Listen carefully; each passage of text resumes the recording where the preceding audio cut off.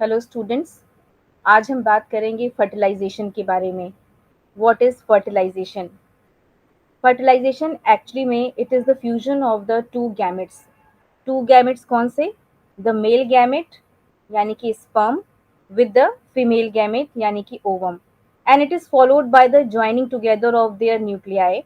So as a result fertilisation में क्या होता है, सिंगल फर्टिलाइज सेल जो होता है इट इज फॉर्म्ड, जिसको कि हम बोलते हैं जाइगोट।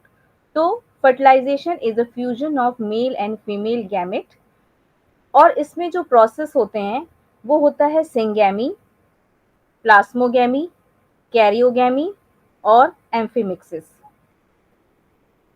नाउ अब ये सिंगैमी क्या होता है? सिंगैमी एक्चुअली में फ्यूजन ऑफ मेल और फीमेल गैमेट को ही हम जो होते हैं सिंगैमी बोलते हैं। और जो प्लास्मोगैमी होता है it is the fusion of the cytoplasm of male and female gamete, उसको हम प्लास्मोगैमी बोलते हैं। और कैरियोगैमी होता है fusion of the nuclei of male and female gamete को हम बोलते हैं कैरियोगैमी, यानी उनके जो न्यूक्लियस का फ्यूजन होता है उसको हम बोलते हैं कैरियोगैमी। और जब fusion of male and female pro nuclei का होता है ऐसे प्रोसेस को हम बोलते हैं एम्फीमिक्सिस। सो ये सारे प्रोसेस जो होते हैं वो फर्टिलाइजेशन का ही जो होते हैं प्रकार होते हैं। एक फर्टिलाइज एग जो होता है that will be equal to the zygote, और जो जब जाइगोट होता है तो it is zygote begins to divide by mitosis and they will forming the ball of a cells that attach itself to the wall of the uterus. Now this is the structure of the sperm. ये sperm का structure है जो कि हम already जो है spermatogenesis वाले process में इसको हम पढ़ चुके हैं। नेक्स्ट स्ट्रक्चर जो है ओवम का है, और ओवम के बारे में भी हम जो है वो जो ओवम होता है वो कंपेरेटिवली जो स्पर्म से जो होता है वो लार्ज साइज का होता है, और इसमें एक सिंगल न्यूक्लियस होता है, साइटोप्लाज्म होता है, और इसकी जो बाहर की मेम्ब्रेन, इसमें मेम्ब्रेन लाइक स्ट्रक्चर होती है। तो पहली मेम्ब्रेन जोना पेलोसिडा की होती है, देन मिडलाइन मेम्ब्रेन्स होता है, और उसके बाद जो होता है कोरोना रेडिएटा जो होता है वो मेम्ब्रेन्स होती है, जिससे कि फॉलिकल्स जो होते हैं वो अटैच्ड होते हैं। तो स्ट्रक्चर जो है ओवम का हम जो है oogenesis के प्रोसेस में ऑलरेडी जो है वो पढ़ चुके हैं। ना हम बात करें अगर फर्टिलाइजेशन की, तो जो फर्टिलाइजेशन होता है वो क्या होता है, वो टू टाइप्स का होता है। एक तो होता है एक्सटर्नल फर्टिलाइजेशन और एक होता है इंटरनल फर्टिलाइजेशन। जो एक्सटर्नल फर्टिलाइजेशन होता है it is outside the female body के जो बाहर होता है, यानी कि ये बेसिकली जो होता है एक्वेटिक मीडियम में होता है, चाहे वो वाटर फ्रेश वाटर हो या फिर जो है वो आपका फ्रेश वाटर हो सकता है या फिर सी वाटर, कोई भी वाटर जो होता है उसमें जो होता है इसका फर्टिलाइजेशन होता है। इसके लिए जो मीडियम चाहिए होता है वो एक्वेटिक मीडियम होता है।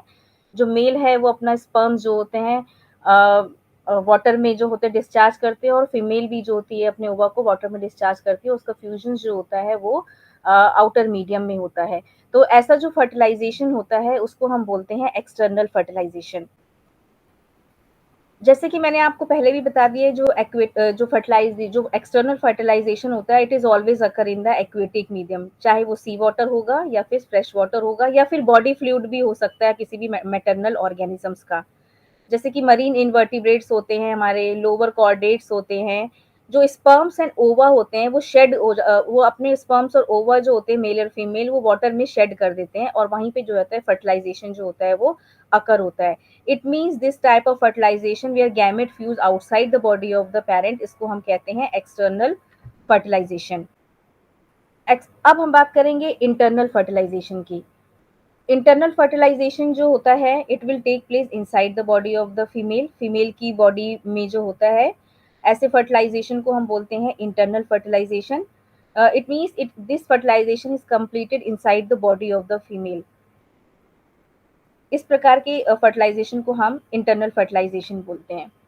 नाउ ये आपको दिखाया जा रहा है जहाँ फ्यूजन ऑफ मेल और फीमेल गैमेट्स का हो रहा है, यानी ओवन स्पर्म्स का फ्यूजन हो रहा है, इस डायग्राम में ये शो कर रहा है ये। नाउ अब हम बात करेंगे साइट ऑफ फर्टिलाइजेशन, यानी कि फ्यूजन जो होता है वो कहाँ पे होता है। Basically it will be take place in the fallopian tube of the ampulla of isthmus junction, जो एम्पुला ऑफ इस्थमस जंक्शन होता है, ये वहाँ पे जो होता है फर्टिलाइजेशन जो होता है it will be take place. Fallopian tube जो होती है, फीमेल में जो फैलोपियन ट्यूब प्रेजेंट होती है, उसमें एक जंक्शन होता है जिसको हम बोलते हैं एम्पुला ऑफ इस्थमस। वहीं पे जो होता है जो होता है ये यही साइट फ्यूजन के लिए जो होती है, फर्टिलाइजेशन के लिए यही साइट होती है। इसमें एन जो होता है, एन नंबर ऑफ मेल का स्पर्म्स और एन और फीमेल का ओवा, ये दोनों फ्यूज होके है टू एन डिप्लॉयड जाइगोट जो होते हैं वो बनाते हैं।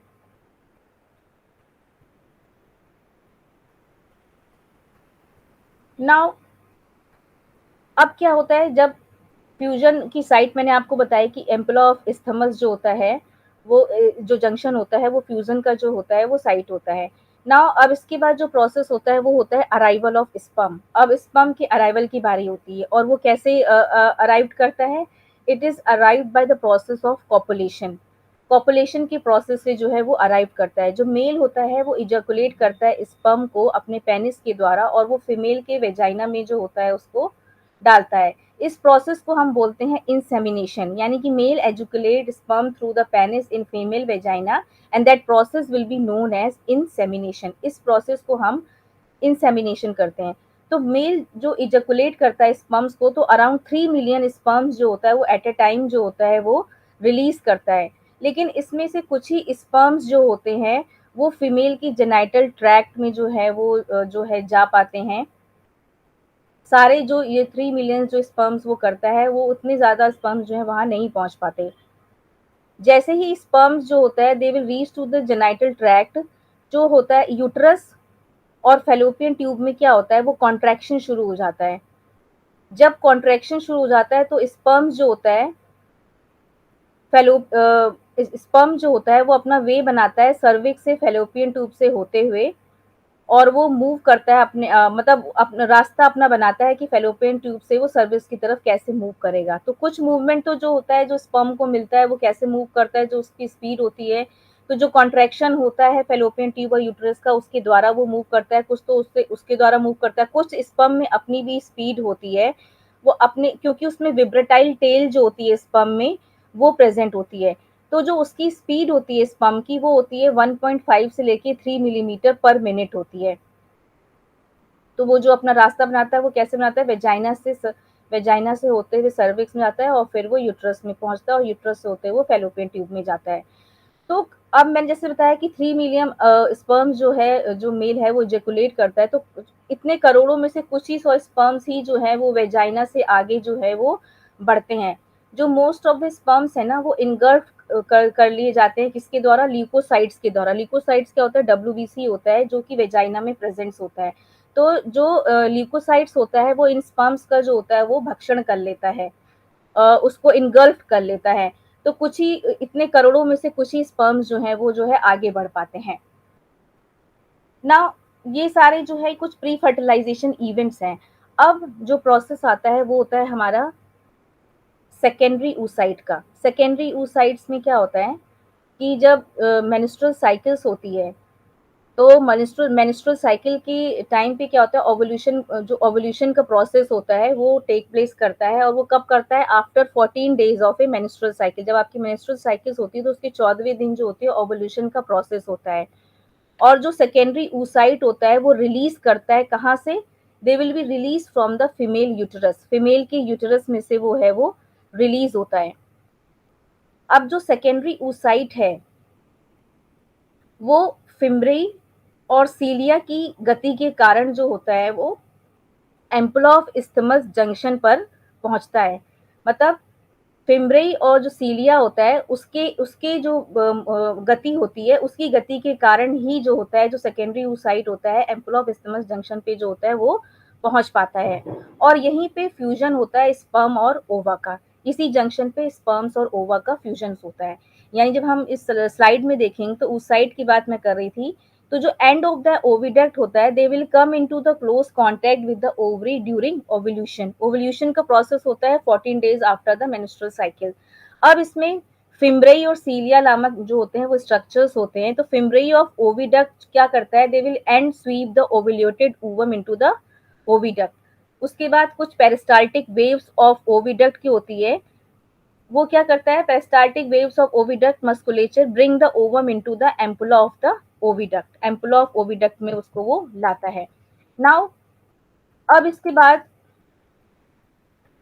बाद क्या होता है, जो मैंने आपको बताया कि फिमरी और जो सीलिया होता है, तो जो इसका मूवमेंट होता है, इसकी सीलिया की जो गति होती है ना, जो कि फेलोपियन ट्यूब को घेरे हुए होती है, उसकी गति के कारण भी जो होता है, जो ट्यूब में जो होता है वो मूवमेंट होता है। यानी कि सीलिया होता है, उसके गति के कारण भी जो होती है फेलोपियन ट्यूब में जो होता है वो मूवमेंट होता है। अच्छा, फर्टिलाइजेशन में एक चीज ये भी होती है कि ये फर्टिलाइजेशन जो होता है वो तभी पॉसिबल हो पाता है जब स्पर्म्स और ओवा एक ही समय पर पहुंचे, और मतलब ये, और जब ये रिलीज होते हैं स्पर्म्स और ओवा, तो 24 घंटे के अंतराल के अंदर ही मतलब इनको जो होता है उस साइट पे जो होता है पहुंचना होता है जहां पर फ्यूजन हो। अगर ये 24 घंटे के अंदर नहीं पहुंच पाते हैं तो क्या होता है कि फिर ये बेकार हो जाते हैं, और फिर इसमें जो होती है कि तभी हम ये कहते हैं ना कि ऑल द दैट्स वाई जो जितने भी पॉपुलेशन होते हैं they do do not let the pregnancy, वो प्रेगनेंसी जो होती है उससे नहीं होती है। क्यों? क्योंकि उनका साइमल्टेनियसली एक साथ पहुंचना बहुत ज़रूरी होता है, और 24 घंटे के अंतराल में ही पहुंचना होता है, तभी जो होता है फर्टिलाइजेशन का प्रोसेस होगा। अदरवाइज अगर ये नहीं पहुंचेंगे तो जो है फर्टिलाइजेशन जो है वो पॉसिबल नहीं होगा।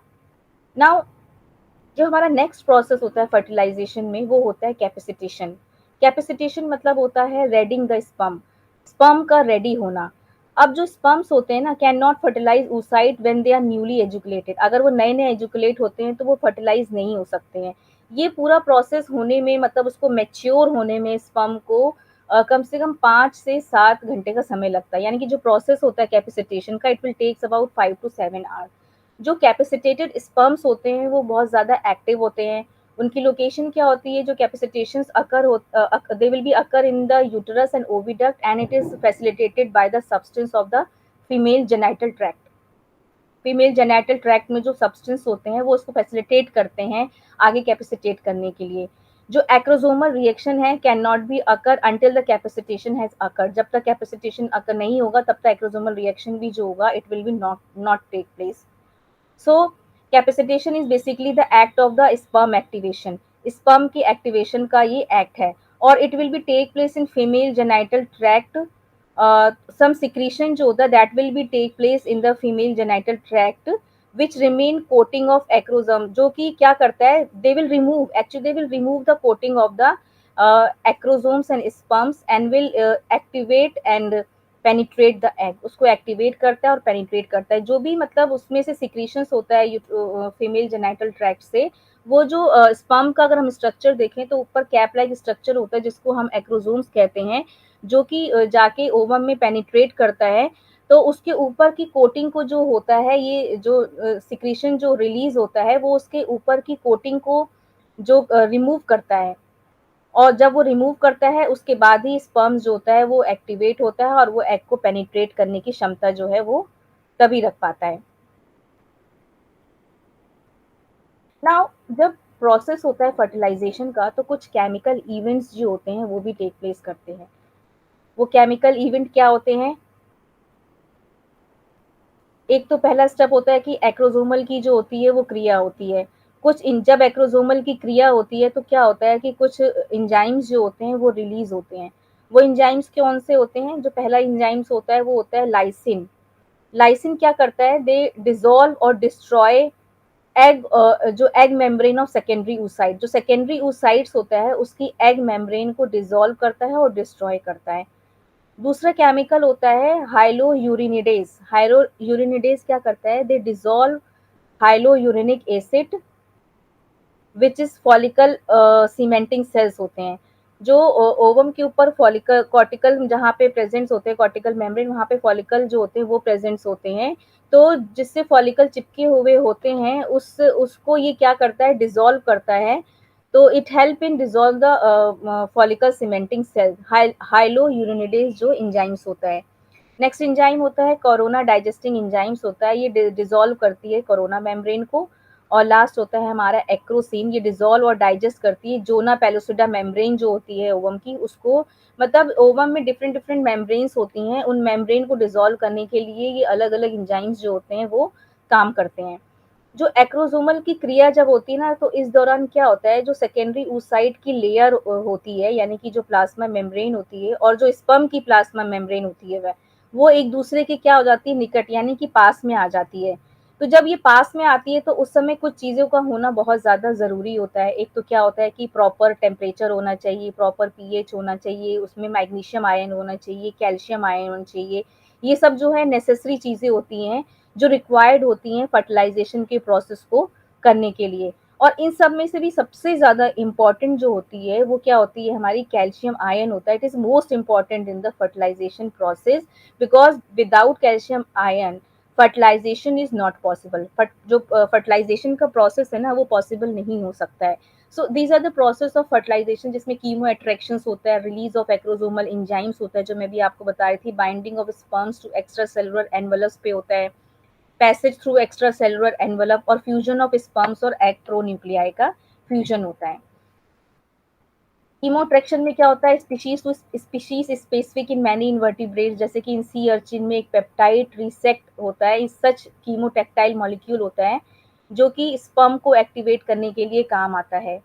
Egg jelly has other compound as well as which bind with the specific receptor on the sperm, which in turn open calcium ion channels and leading to the exocytosis of the acrosomes.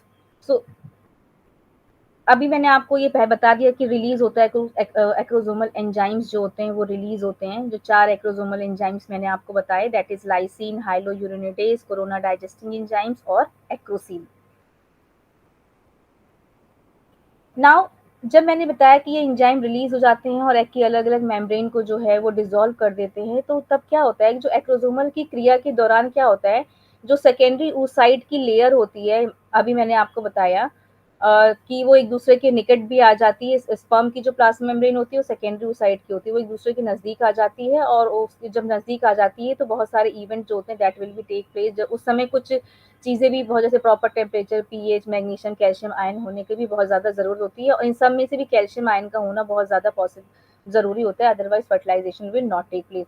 और जैसे ही sperm और secondary oocyte की plasma membrane जो layer होती है वो एक दूसरे के संपर्क में आ जाती है, तो क्या होता है, जो सेकेंडरी oocyte की प्लाज्मा मेम्ब्रेन में क्या होता है, डीपोलराइजेशन होना शुरू हो जाता है। तो जब डीपोलराइजेशन होने शुरू हो जाता है तो क्या हो जाता है, डीपोलराइजेशन की जो सोडियम चैनल्स होते हैं ना, दे विल ओपन, वो ओपन हो जाते हैं, और कैल्शियम आयन जो होता है they will reach to the secondary oocyte। अब ये जो डीपोलराइजेशन होते हैं ये होता क्यों है, ये इसलिए होता है because to stop the polyspermy. Polyspermy क्या मतलब होता है कि कई सारे स्पर्म्स जो हैं वो अंदर ना एंटर कर जाए, only one sperm reach to the secondary oocyte, सिर्फ एक स्पर्म ही जो है वो सेकेंडरी oocyte में जाए, कई सारे स्पर्म्स जो है वो एंटर ना कर सके। तो पॉलीस्पर्मी की कंडीशन को ही रोकने के लिए जो होता है वो डीपोलराइजेशन जो होता है वो होता है।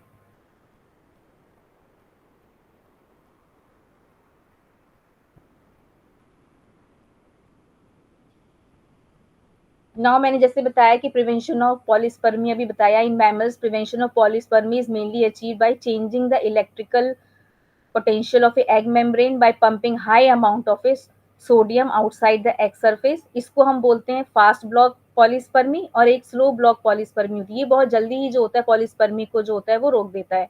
ना एक एक दूसरा होता है जिसमें होता है कॉर्टिकल इवेंट्स भी जो होते हैं, इसको हम बोलते हैं स्लो ब्लॉक पॉलीस्पर्मी।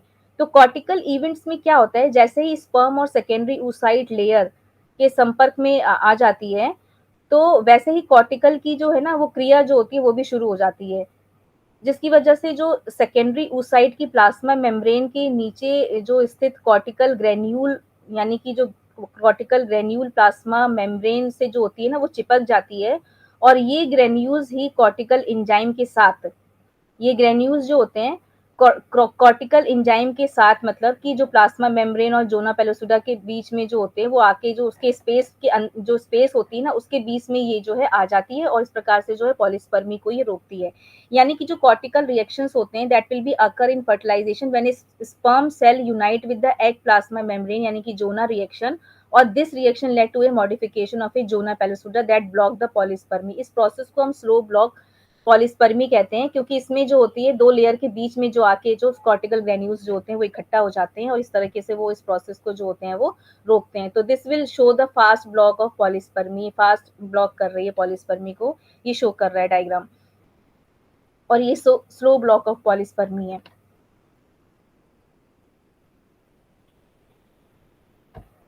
नाउ अब क्या होता है इसके बाद जो होता है जब ये प्रोसेस हो जाता है तो अब इसमें स्पर्म की जो होती है वो एंट्री होती है। जो सेकेंडरी ओसाइट में जो स्पर्म की एंट्री जहां पर भी होगी वहां पे फर्टिलाइजेशन जो होता है कोन या कि हम रिसेप्टिव कोन जो होता है वो बन जाता है, जहां से स्पर्म जो होता है जो सेकेंडरी ओसाइट में एंटर करता है तो वो जिस तरह जैसे ही पेनिट्रेट करता है तो एक कोन लाइक स्ट्रक्चर जो होता है वो डेवलप हो जाता है, जिसको कि हम फर्टिलाइजेशन कोन या रिसेप्टिव कोन जो है वो कहते हैं। जैसे कि अभी हम बैक में जाएंगे तो हमको ये दिखाई दे रहा है, ये स्ट्रक्चर में इसमें कोन लाइक स्ट्रक्चर जब स्पर्म जो है उसमें एंटर कर रहा है तो एंटर करने के बाद उसकी मेम्ब्रेन को पेनिट्रेट करता है और कोन लाइक स्ट्रक्चर बनता है। इसी कोन लाइक स्ट्रक्चर को ही हम रिसेप्टिव कोन या फर्टिलाइजेशन कोन कहते हैं। ये इसमें दिखाई दे रहा है। नाउ आगे बढ़ते हैं हम।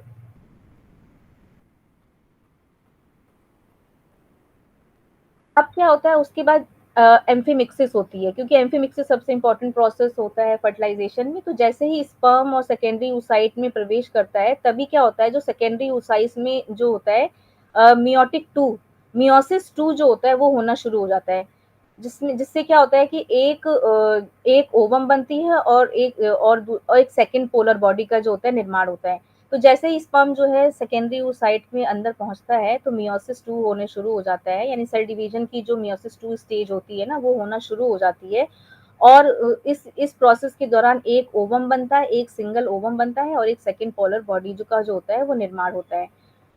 अब क्या होता है जब इसका निर्माण हो जाता है तो जो प्रो न्यूक्लियाई होता है ओवम का और जो प्रो न्यूक्लियाई होता है स्पर्म का, वो क्या करता है, यानी कि pro nuclei of ovum and pro nuclei of sperm के जो क्रोमोसोम्स का फ्यूजन होता है। अब उनके क्रोमोसोम्स का फ्यूजन होता है और जब ये फ्यूजन होता है तो इसी प्रोसेस को हम बोलते हैं एम्फीमिक्सिस। जब होगा तो एम्फीमिक्सिस की क्रिया जो होती है वो भी होना शुरू हो जाती है। ओवम के पास जैसे कि हम जानते हैं उनके प्रो न्यूक्लियाई का जो फ्यूजन होता है। अब हम जैसे जानते हैं कि ओवम जो होता है उसके पास अपना कोई सेंट्रियोल तो होता नहीं है, तो क्या होता है जो स्पर्म का डिस्टल सेंट्रियोल होता है ना वो डिवाइड होना शुरू हो जाता है और दो सेंट्रियोल का वो जो है वो दो सेंट्रियोल वो बनाता है, उसका निर्माण करता है। और दोनों ही सेंट्रियोल जो होते हैं वो अपोजिट पोल पे जाकर जो होते हैं वो स्पिंडल अपोजिट पोल पे जाते हैं और वहां पे जाके स्पिंडल का जो है तो फॉर्मेशन करने में जो होते हैं वो हेल्प करते हैं।